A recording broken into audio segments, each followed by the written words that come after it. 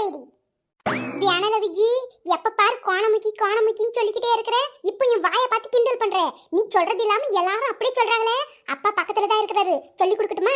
எழுப்பட்டுமா? ஜாக்கிரதையா இரு. என்கிட்ட வச்சுக்கிட்ட அவ்வளவுதான் பாத்துக்க. யாமுடி அம்மு, யார்கிட்ட பேசணும் தெரியலையோ. நாளைக்கு பள்ளிக்கூடத்துக்கு என் கூட தான் வந்தாகணும். போற வழியிலே இறக்கி விட்டேன். 3 கிலோமீட்டர் நொண்டிக்கிட்டு அந்த கோணக்கால ஆட்டிக்கிட்டு தான் நடந்து வரணும். என்ன சொல்ற?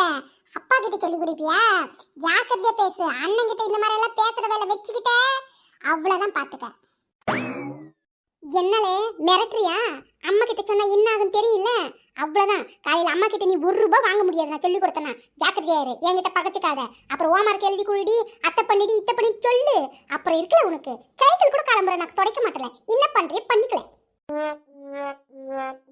அம்மா பாத்தியம்மா எப்படி எல்லாம் சொல்றான்? மிரட்டுறாமா. பள்ளிக்கூடத்துக்கு போகும்போது பாதி வழியில விட்டுருவானாமா. இவன் எப்ப இருந்தாலும் இப்படியே தான் செய்வாமா. எனக்கு பயமா இருக்கு. இனிமே நான் இவன் கூட போவே மாட்டேன். எனக்கு ஆட்டோ ரெடி பண்ணு, நான் ஆட்டோலயே போயிட்டு வரேன். இவன் கூட நான் போவே மாட்டேன். என்னைக்கு இருந்தாலும் இவன் விட்டுட்டு போறவன் தான்.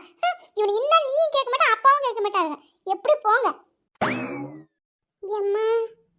ஆனாலும் புள்ளிகளால நீங்கெல்லாம் ஒரு மனுஷன் இவ்வளோ சத்தத்துல தூங்குறாரு. அவர் ஏதாச்சும் பாக்குறீங்களா? காலையில போன சாயங்காலம் தான் வராரு. பாம்போடு